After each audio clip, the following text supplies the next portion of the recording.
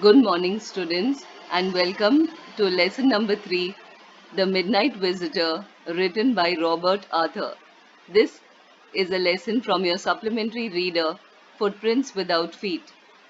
Oswald, a secret agent, is expecting a very important report. Another secret agent, Max, threatens him with a pistol, demanding the report. Does Oswald outwit him? Let us find out. This story is about a secret agent, Oswald, who has spent an evening with a writer named Fowler, who had expected that as he would be meeting a secret agent, he would be having a lot of adventure. But instead, he gets rather bored when he meets Oswald, as the things that happened were exactly the opposite of what he had imagined. How does Oswald get rid of his unexpected guest? Proves his expertise as a secret agent. Now, before we begin the lesson, I would like to tell you about the author, Robert Arthur. He was born on November 10th, 1909.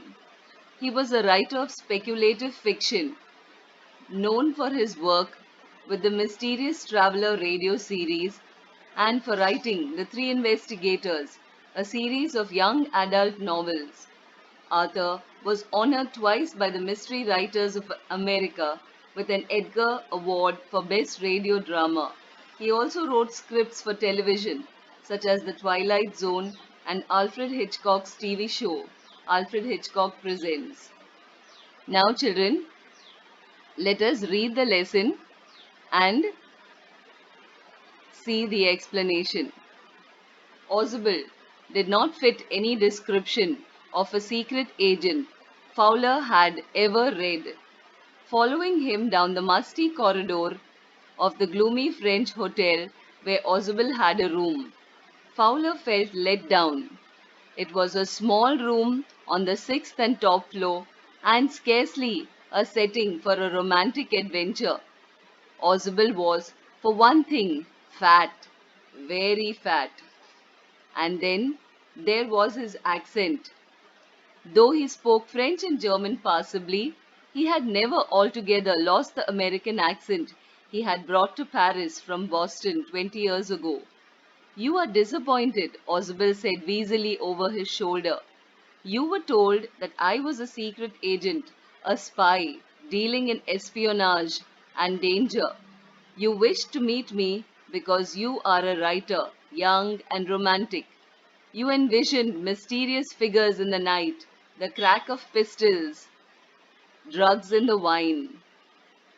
Instead, you have spent a dull evening in a French music hall with a sloppy fat man who, instead of having messages slipped into his hand by dark eyed beauties, gets only a prosaic telephone call making an appointment in his room. You have been bored. The fat man chuckled to himself as he unlocked the door of his room and stood aside to let his frustrated guest enter. So, children, first we shall have a look at the new words. The meaning of the word musty is having a very stale, moldy, or a damp smell. When rooms are generally not used and closed up for a long time, then you get a very funny kind of an odor that is said to be musty. Then, what is corridor? It's a long passage in a building from which doors lead into rooms. Like in a school, you have a corridor and you have different classrooms. Then, gloomy. Gloomy is very dark or poorly lit. The next word is scarcely. Scarcely is only just, almost not. That means hardly any. The next word is accent. Accent means a very distinctive way of pronouncing a language. Suppose you in India you meet a South Indian, and when he speaks English, you will automatically say that oh, he has a South Indian accent. Or if you meet a Bengali, when they speak, you will know that this person belongs to this particular region. So that is an accent. Then the next word is passably. Passably means tolerably well or just well enough. Then the next word is espionage. Espionage is to spy. Like, for example, a person of one country goes and spies over, or it could be like, one company spying on another. The next word is envisioned. Envisioned is imagine as a future, to think of something that would happen in the future. The next word is sloppy. Sloppy means very carelessly dressed. The next word, okay, we will finish up to here and then see the explanation first. So, Fowler had, come there uh, waiting to meet a detective, but when he looked at Ozable, he found that he did not fit any description. He was not like any detective he had ever thought about. And then he followed him down a corridor where Ozable had a room. So he felt like, very disappointed. Let down means disappointed. It was a small room on the sixth floor, and it was the top floor of that hotel. And it was not the setting, it was not the kind of place where anyone would have a romantic adventure. The first thing that put made him feel very let down was that Oswald was very, very fat, and then he had a very funny accent, funny way of talking. He spoke French and German, but he also had an underlying American accent, which he had brought to Paris 20 years ago, but that accent had not gone. So then, when Oswald saw Fowler's reaction, he understood and he said, "Oh, you're disappointed." He said, "You were told that I am a secret agent, a spy, and you wanted to meet me because you're a writer. You're very young and you have wonderful imagination. And you thought, mysterious figures you will see in the night, like you see in the movies. There'll be pistols cracking and people will be putting drugs in the wine." But he said, "Instead, you have spent a very dull evening in a French music hall with a sloppy fat man and who gets messages slipped into his hand." You thought, well, instead of having all messages slipped into his hand, he only gets a telephone call making an appointment in his room. So he says, "I know that you've been very bored." The fat man, that is Oswald, laughed to himself as he unlocked the door of his room and he stood aside to allow his guests to enter. So now we continue with reading the lesson. "You are disillusioned," Oswald told him. "But take cheer, my dear friend. Presently you will see a paper." Now, the meaning of the word disillusioned is disappointed in someone or something that one discovers to be less good than, like, you think something is going to be good, but no, you feel that, oh, this is not as good. So that makes you very disillusioned. You have high expectations of something, and that thing does not meet your expectations. So he told him, but he says, "Take cheer." He says, "At the present moment, you will see one paper, and that is a very important paper for which several men and women have risked their lives. Come to me." He says that now, even though you think you're bored, but he says, "Have patience. I'm going to show you some very important paper." And that paper, many people have risked their lives to get. So then he tells him that someday soon that paper may well affect the course of history. In that thought is drama. He says that is enough. You have come here expecting something and you're surely going to be able to get quite a lot of drama. Is there not? And as he spoke, Oswald closed the door behind him. Then he switched on the light. And as the light came on, Fowler had his first authentic thrill of the day. For halfway across the room, a small automatic pistol in his hand, stood a man. Oswald blinked a few times. "Max," he wheezed, "you gave me quite a start. I thought you were in Berlin. What are you doing here in my room?" So here, children, the first new word here is authentic. Authentic is very genuine or real. Wheezed means uh, to speak while you're breathing very noisily and heavily. The next word is, okay, so here as we can see, so they come to the room. Fowler is a little disappointed, but Oswald promises. He says, "Don't worry, you have come here. You're going to see a lot of drama just now." And then he's opens the door, allows Fowler to go in, and then switches on the light. And then Fowler, both of them get quite a shock. And what is the reason for this shock? they see a man standing there with a pistol, like, holding it in his direction. So Oswald recognizes the man and he asks him, "Oh, Max, you gave me quite a start. I thought you were in Germany, in Berlin. What are you doing here in my room?" Now, let us read on further. Max was slender, a little less than tall, with features that suggested slightly the crafty, pointed countenance of a fox. There was about him, aside from the gun, nothing especially menacing.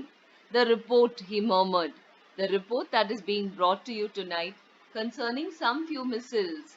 I thought I would take it from you. It will be safer in my hand than in yours. Now here they have come to the hotel room, and there, without their knowledge, there is a man inside the room, and that man is holding a pistol pointed at them." Now, the description that we have of Max is that he was not as fat as Oswald, he was slender, he was thin, and he was a little less than tall. He was not very tall, and he looked like a fox. And there was nothing other than the pistol in his hand. He did not look frightening at all. And then when he asked him, "What are you doing here?" he said, "Oh, the report. The report that is being brought to you tonight," he says, "concerning a few missiles." He says, I will take it. I want it. You give it to me. It will remain safer in my hand than yours." Then Oswald moved to an armchair and sat down heavily. "I'm going to raise the devil with the management this time, and you can bet on it," he said grimly. "This is the second time in a month that somebody has got into my room through that nuisance of a balcony." Fowler's eyes went to the single window of the room. It was an ordinary window, against which now the night was pressing blackly. "Balcony?" Max said with rising inflection. "No, a pass key. I did not know about the balcony. It might have saved me some trouble had I known." "It's not my balcony," Oswald said with extreme irritation. "It belongs to the next apartment." He glanced explanatorily at Fowler. "You see," he said, "this room used to be part of a large unit, and the next room through the door there used to be the living room. It had the balcony which extends under my window now. You can get onto it from the empty room 2 doors down, and somebody did last month. The management promised to block it off, but they haven't." Max glanced at Fowler, who was standing stiffly not far from Oswald, and waved the gun with a commanding gesture. "Please sit down," he said. "We have wait for half an hour, I think." 31 minutes, Oswald said moodily. "The appointment was for 12:30. I wish I knew how you learnt about the report, Max." So, children, here as we can see, Oswald goes to an armchair and he sits down and he says, "I am going to raise the devil." Now, over here, the meaning of raise the devil is I am going to make a big noise about this. I am going to raise the devil. Then the next word is grimly, is in a very serious manner. The next word is nuisance. Nuisance is something that causes inconvenience or annoyance. The next word is balcony, is a platform enclosed by a wall on the outside of a building. You have seen balconies, buildings normally have balconies. Then the next word is inflection. It's a change in the form of a word to express a grammatical function such as tense, mood, person, number, or gender. Then pass key means a master key. So first, children, let us have a look at the lesson up to here. So Oswald sits down and then he says, "I'm going to make a big noise about this. This is the second time somebody got into my room, using the balcony." The moment he said that, Max asks him a question. "Balcony?" He says, "No, I didn't come here. I didn't come into your room through the balcony. I used a pass key." So then Oswald says in a very irritated manner, he says, "It's not my balcony, it belongs to the next apartment." But he says, "It used to be part of a large unit, and it says it extends under my window. So you can get onto it from the empty room 2 doors down. And somebody did last month." The management promised to block it off, but they haven't. So then, the meaning of the word glanced is to take a short look or a hurried look. Then explanatorily is trying to explain. Then let us continue reading further. Max glanced at Fowler, who was standing stiffly not far from Oswald. So we've read this already. So the meaning of the word stiffly is in a manner that is not relaxed or friendly. Now why did that happen? Because Fowler was very conscious that there's a man with a gun and he was a little worried. So he was standing stiffly, he was not relaxed. Then commanding is having a position of authority because he had the gun in his hand. And evilly is to be morally wrong or a bad person. So here Max glanced at Fowler, who was standing there, and he says that we have wait of half an hour. So uh, Oswald tells him that now you will have to wait. He says, yes, I know, 31 minutes. The appointment was for 12:30. And he wonders that how he got to know about that report. Because it was supposed to be a secret report. So, the little spy smiled evilly, and we wish we knew how your people got the report. But no harm has been done. I will get it back tonight. What is that? Who is at the door? Fowler jumped at the sudden knocking at the door. Oswald just smiled. That will be the police, he said. I thought that such an important paper as the one we are waiting for should have a little extra protection. I told them to check on me to make sure everything was all right. Max bit his lip nervously. The knocking was repeated. What will you do now, Max? Oswald asked. If I do not answer the door, they will enter anyway. The door is unlocked and they will not hesitate to shoot. So Max's face was very black with anger as he backed swiftly towards the window. He swung the leg over the sill, sent them away, he warned.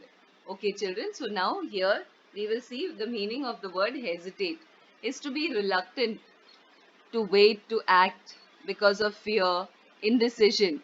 So he was like not sure of what to do. So here, as we can see, while they are talking there in the room, and he was saying, yes, I wonder how your people got this report. Then he hears a knocking at the door. Fowler jumps. He's like, a little startled when he hears the knocking. And Oswald smiles. Oswald says, oh, that is the police. And he says, since this very important paper is about to come to me, I wanted to make sure that the police come here for extra protection. And he said that I told them to check on me to make sure everything was right, because he suspected that somebody else could come for the paper. So then uh, Max bites his lip nervously, and that knocking is repeated. So he asks Max, what are you going to do now? If I don't answer the door, they will enter, and the door is unlocked. They will not hesitate to shoot. So Max is very, very angry. His face was black with anger, and he goes, he walks backward towards the window, and he says that you send them away, or I'll shoot and take my chances. And then he puts his leg outside the window. The knocking becomes louder, and the voice was raised, Mr. Oswald, Mr. Oswald. And here, the meaning of the word hesitate, yes, we have seen that it is to be reluctant. So, there is somebody is calling out to Mr. Oswald. So, here as we can see that Oswald is sitting in the armchair, Mr. Fowler standing there very stiffly, and here Max is jumping out of the window, keeping his body twisted so that his gun was still covered the fat man and his guest. The man at the window grasped the frame with his free hand to support himself. Then he swung the other leg up and over the window sill. The doorknob turned. Swiftly Max pushed with his left hand to free himself from the sill and dropped onto the balcony. And then as he dropped, he screamed once, shrilly. The door opened and a waiter stood there with a tray, a bottle, and two glasses. Here is the drink you ordered for when you return, he said, and set the tray on the table. deftly uncorked the bottle and left the room. White-faced, Fowler stared after him, but he stammered, "The police." There were no police, Oswald sighed. Only Henry, whom I was expecting. But won't that man out on the balcony? Fowler began. No, said Oswald, he won't return. You see, my young friend, there is no balcony. So here, children, as we can see here, the meaning of the word shrilly, it means piercingly in a very loud, high, loud pitched voice. And deftly is in a very skillful or clever manner. The next word uncorked is to like uncover, to draw the cork from. Like you have a champagne bottle or a wine bottle and you have a cork inside of it. So they unscrew that cork on from the bottle. And the meaning of the word sighed is to let one's breath audibly, to allow, means to let the breath go with a lot of sound. So here, as we can see, while they are talking, there's a knocking on at the door, and then Fowler, Max asks, "Who is this?" So Oswald answers that it is the police. I had called the police for extra protection, and the knocking keeps on getting louder. So Max goes to the window, still holding the gun, pistol cocked at them, and then he jumps out of the window, thinking he's jumping onto the lower balcony. But then they hear a very loud sound, and then Fowler, the door opens, and to Fowler's surprise, instead of the police entering, a man, that is from the hotel, enters in. A waiter enters in with a tray, a bottle, and two glasses, and he tells Oswald, "Oh, Mr. Oswald, here's the drink you ordered." And he, in a very skilled manner, he uncorks the bottle and then he sets the tray down on the table and leaves the room. And Fowler's just amazed and very shocked. He says, but the police?" He says, "Oh, there were no police." And he says, "Only Henry. I was expecting Henry." That means this waiter to come with the drinks that I ordered. But he says, "Won't that man be out on the balcony?" He says, "No, what balcony?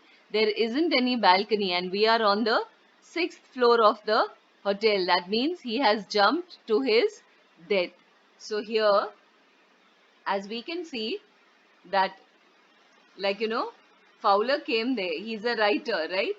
He's a writer and he comes there to meet Oswald, and in his own mind he has a lot of preconceived notions, preconceived ideas that a detective should be tall and lean and good looking and handsome, and there should be a lot of adventure wherever there are detectives. But when he meets Oswald, everything, all his preconceived ideas are dashed to the ground, because he finds that Oswald is a very fat man. How can a fat man be detective? Detectives are supposed to be very alert, and they're supposed to be very full of energy. And here is this fat man, a detective. What kind of a detective would he be?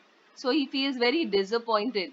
But during the course of his meeting, like Oswald takes him to his room and says, "Oh, you're in for a surprise."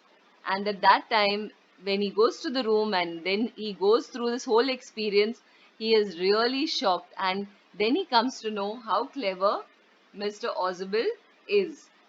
And then he realizes that appearances are very deceptive. When we look at people, it's like, don't judge a book by its cover. Then when you look at a person, don't jump to conclusions. That person might be very different from what you expect him to be. So this was about the midnight visitor who came to Oswald's hotel room, and that was Max. So Oswald ends up outwitting Max, and so the story ends in Oswald's favor.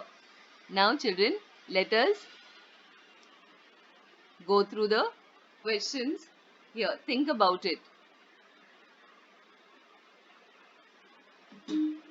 Oswald did not fit any description of a secret agent Fowler had ever read. What do secret agents in books and films look like, in your opinion? Discuss in groups. Then, in English fiction, famous detectives are Sherlock Holmes, Hercule Poirot, or Miss Marple. Or have you seen any James Bond movies? Now, most of the secret agents in films and fiction are actually heroes. They are in the category of tall, dark, handsome, and they have very lithe bodies. That means very flexible bodies.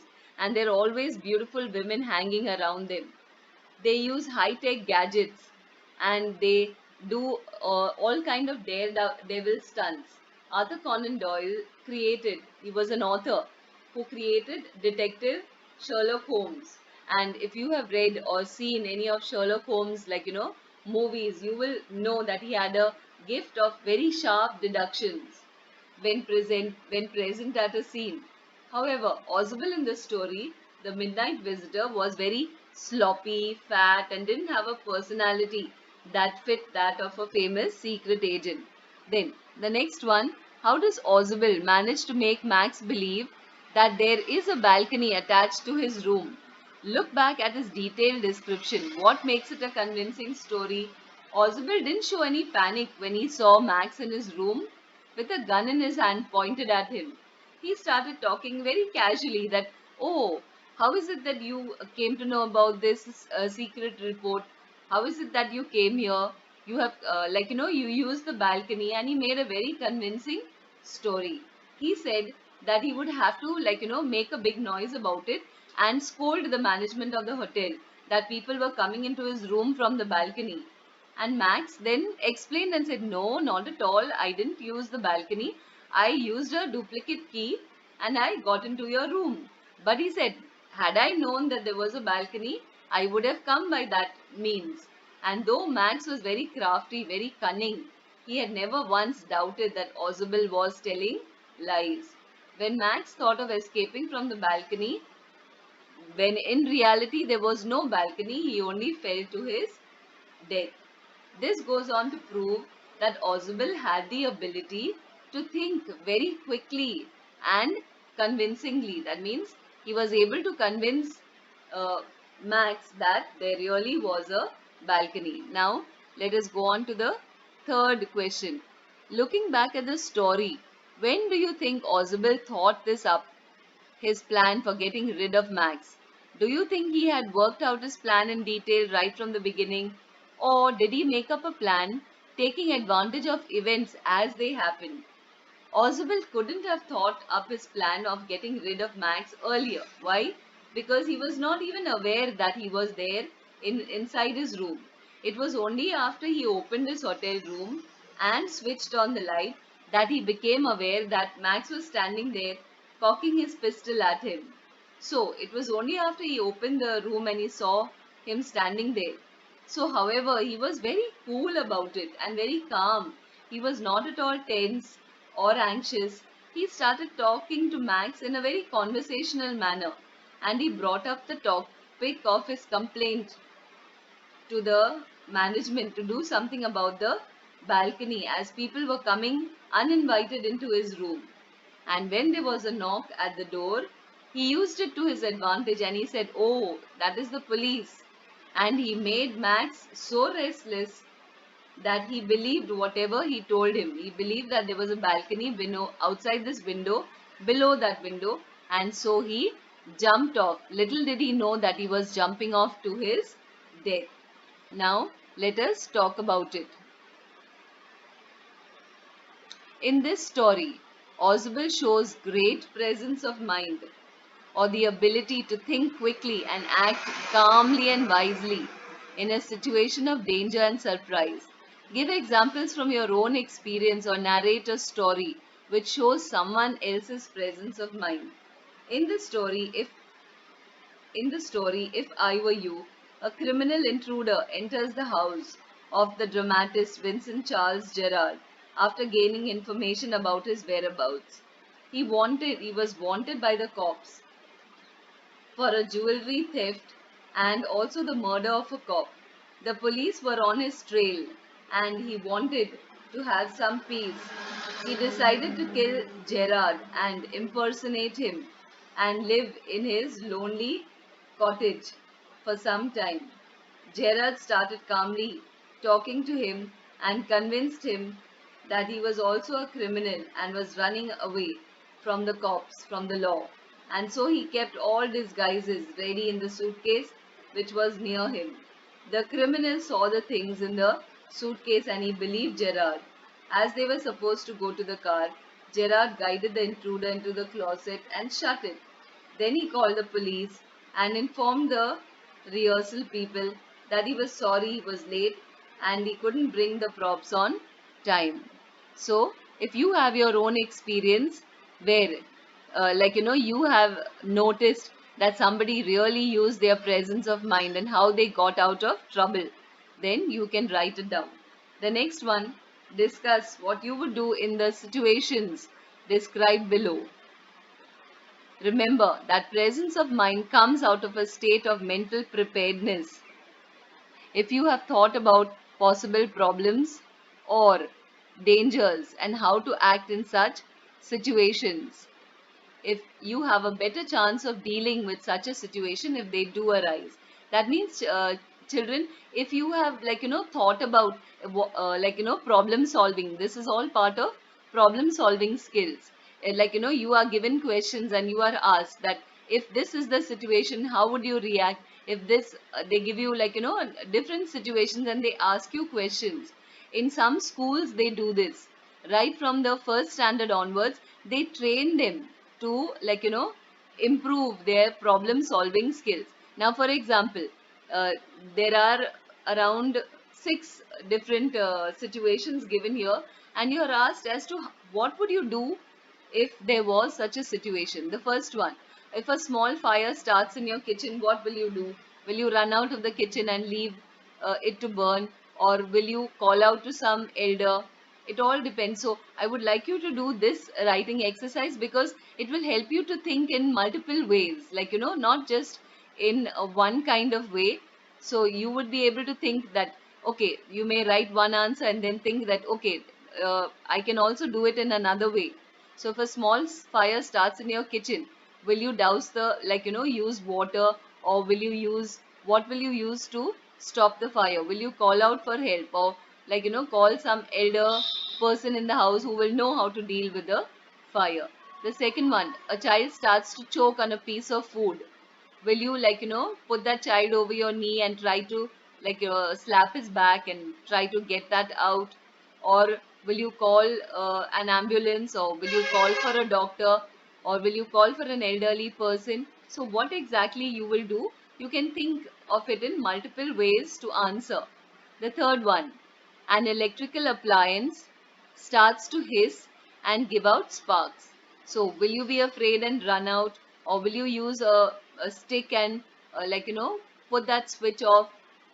So, think about all these situations and how you would react in those given situations. The next one, a bicycle knocks down a pedestrian.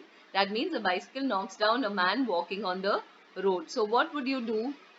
Would you stop by and go and give that person a helping hand, or would you go and scold the man who's riding the bicycle? What exactly will you do in that given situation?